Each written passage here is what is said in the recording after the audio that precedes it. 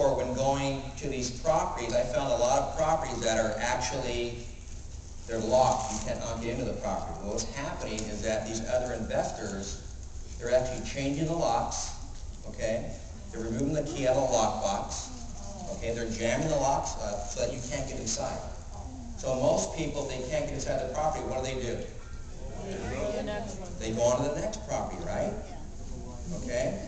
So even if you can't get in, you have to do your best to look inside the windows and do some type of visual inspection. What you'll find at the auction is that there'll be very few people bidding on these properties. That make sense? Because they didn't go inside. Okay? Another thing that'll happen is I've seen investors, other investors, they'll actually change the address on the property. So if it's 139 Main Street, they'll change it to 129 Main Street. They'll take the auction thing off the actual window. Okay, so you're looking for 139 Main Street, okay? And it says 129 Main Street. Okay?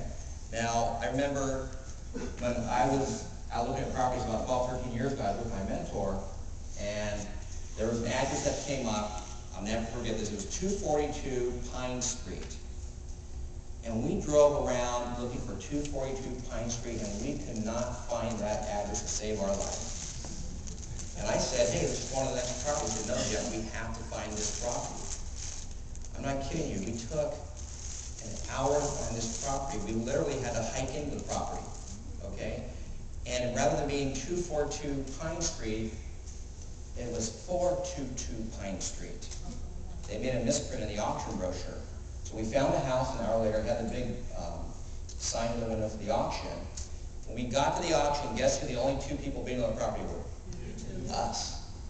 Okay? This recent auction that I went to recently, who here was the recent auction with me? Raise your hands. Okay, a couple students in here. The recent auction that we went to, Oliver, you remember the house that had the misprint in the handbook that said 3-bedroom, 1-bath, 1,000 square feet? Do you remember that? And what, be set up for a second there? Now, what did I say while we were out doing our inspection on the property? Do you remember what I said was going to happen at the auction? What did I tell everybody? Tell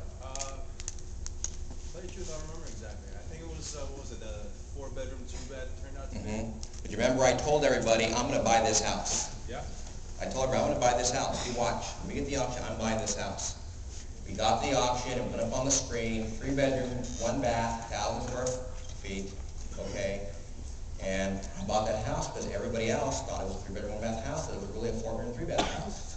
Okay, so little mistakes like that will separate you from the rest of the pack. And again, if you go out and do your due diligence, you'll find little things like that. Wrong addresses, houses that are you can't get into them, wrong information on square footage and so forth. And conversely, you'll show houses that show 4-bedroom, 3-bath, and they end up being a 3-bedroom, 1-bath with less square footage.